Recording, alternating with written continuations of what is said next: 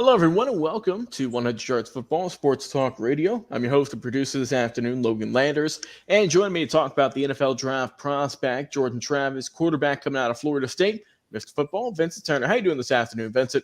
How you doing, Mr. Logan Landers? Go Nose. Yes, sir. I'm doing great here. Bobby Butler being represented here in the house with his alma mater, Florida State. And we're going to do him proud today with our breakdown of Jordan Travis, what we like about the young man, some of his strengths, and where we think he could go in the NFL draft. But before we get into it, guys, if you enjoy the episode, give us a like, follow, share, and subscribe. We go live each and every single week, Facebook and YouTube. You can also check us out on the Believe Podcast Network. If you enjoy podcasts, audio versions of our shows are available there each and every single week on all podcast streaming platforms. Well, Vincent, let's get into it. Jordan Travis, very interesting story here. As we know, 6'1", 212, quarterback out of Florida State. Has been in college for quite some time. Started off in 2018 back at Louisville before ultimately transferring over to Florida State, where he played out the remainder of his college career. 6 years in college he was, so he has been in there for a while. A lot of people are going to say, oh, look how old he is. Look how old he is and coming into this draft. But we always say, yeah, he might be a little bit older, but that means he's played a lot of football. And Jordan Travis, as we know, at Florida State, he started off solid, and then he just got better and better each and every single year.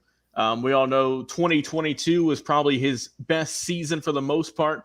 He had 24 touchdowns, 3,214 yards, 64% completion percentage, and only 5 interceptions on the year. But then this past year, he also had a really good year before he unfortunately got hurt towards the end of the season. He threw for 2,756 yards, 20 touchdowns, only 2 interceptions, and was only sacked 14 times on the year. A guy who has been tough as nails, can run the ball a little bit too if need be, and help propel Florida State. Because, I mean, for this guy, Vincent, Florida State would have been anywhere near where the success they had this past season was. Just putting in work and getting ultimately to the ACC championship game, where unfortunately Travis was not a part of that due to his injury. And a lot of people, as we talked about here, said that if he was healthy and played, that Florida State might have gotten into the college football national championship playoff. But that was another story there for another day. Go back and check out our previous videos on that. But looking at this young man, though, Vincent, a guy who, when you look at Jordan Travis, what he's done throughout his career, what I see with him is a guy who can just create something out of nothing. A guy who is really just talented. Like I said, his completion percentage has been over 61% for the majority of his career, and is just a solid quarterback. He's got really good change of direction, and he's really solid as a runner. He's got great just arm strength. I'm not saying he's top of the class, but he's got enough to get it where he needs to be. And in terms of just his mechanics, he looks really sharp. He looks really smooth out there. He doesn't look like a robot who just kind of, is like, all right, lock, load, and fire. He's just going to go out there. And it's like he's playing catch, kind of. He's got that good motion in his arm. He's got really good, just a keen ability to just kind of get away from pressure. He's got really solid vision, I feel. You don't see him throw the ball for turnovers much, if any, and that's due to how he's able to read defenses. He's a really good decision maker. He's not going to make awful passes. He's going to take risk. Obviously, you have to as quarterbacks, but you rarely see him throw it into double coverage, triple coverage. You're not going to see him make dumb mistakes on the field.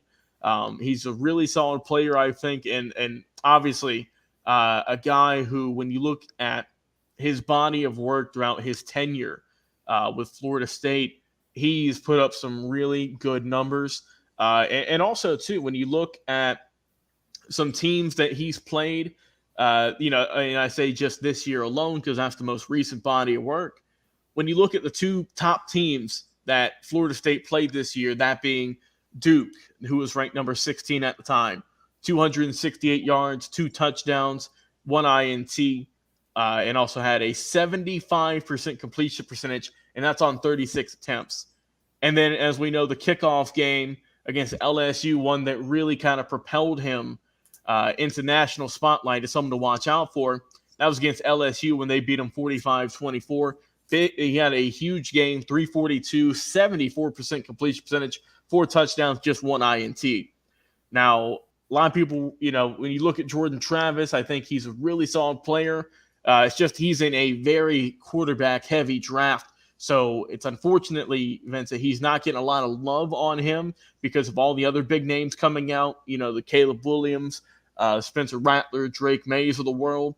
But Jordan Travis, let it be known that if it wasn't for his body of work and his play the past handful of seasons at Florida State, they wouldn't be where they were in terms of getting back to notoriety, getting back to national fame and whatnot, and getting close to a national championship and winning ACC championships, winning conference championships without this guy you see here on the screen. I think Jordan Travis is a great guy, a tremendous worker, and someone who will be dearly missed at Florida State, one of the program's top players that they've ever seen. Mr. Turner, your thoughts on Jordan Travis? I think it was very hurtful and very sad that he got hurt at near the end of the year, because there wouldn't have been no question about it. If he would have been on the center, Alabama wouldn't have been in the college football playoffs. It would have been them representing that number 4 seed and going up against Michigan. Very hurtful. I want to say to Mr. Bobby Butler and the Florida State family, because he got hurt, because that was a good football team. And when you look at it, it was a team that put a lot of time in, even with head coach Mike Norvell, to bring that program back to prominence. Because that program is proud, man, with all the great players that came through there. Peter Ward, Deion Sanders, Ron Simmons, as we just mentioned, Bobby Butler, Ron Sellers, Fred Biletnikoff, even Burt Reynolds, the outstanding actor, played football there. That was a very proud program in Tallahassee.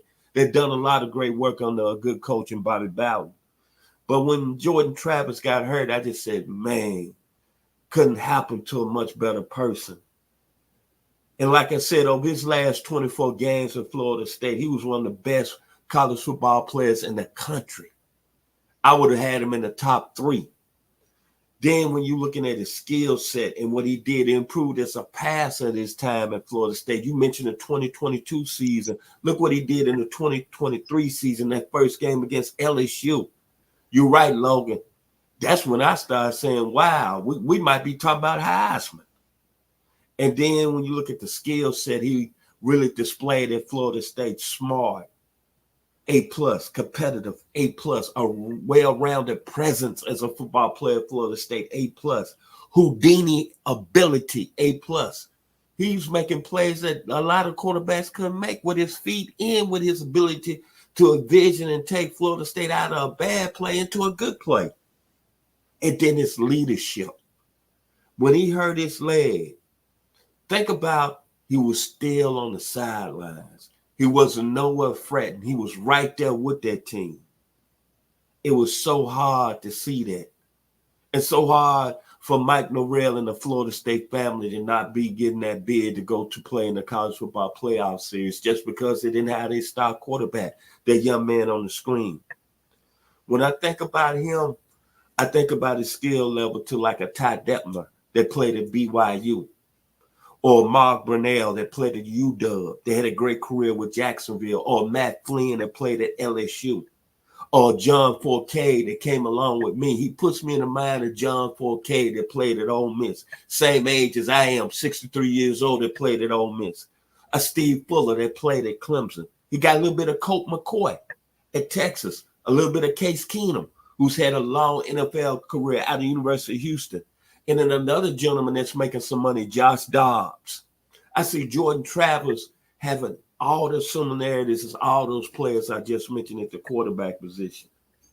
And then when I look at it, if he could play at that level, then you got to look at him playing similar to what Brock Purdy has done since he's been that guy that's playing at another level.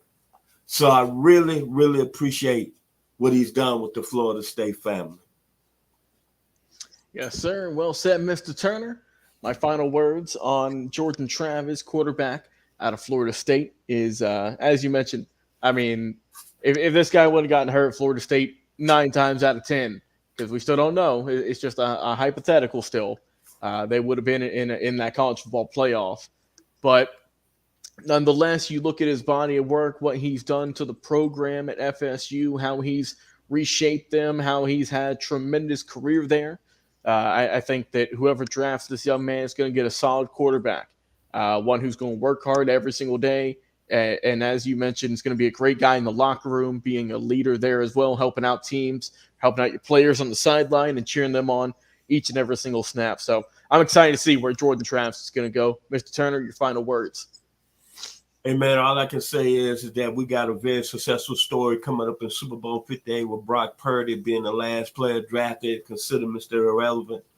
If Jordan Travis can come back from the serious injury he's gotten at Florida State, I can see him being in that same category because the gentleman, he improved as a football player at Florida State.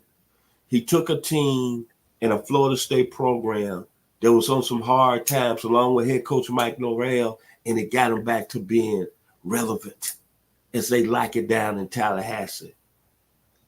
To you, Mr. Bobby Butler, many blessings and love. Your program is back. The Knowles are back because of this young man, Jordan Travis. Yes, sir. Well said. Well said. Well, guys, if you've enjoyed this episode, give us a like, follow, share, and subscribe on social media. Of course, we go live, Facebook and YouTube, our main two platforms. But you can also check us out on our podcast at the Believe Podcast Network. As always, Mr. Football, Vincent Turner, pleasure talking sports with you. Been your host and producer, Logan Landers. Enjoy your weekends, everyone. Go and watch some football, watch the Super Bowl, have some fun,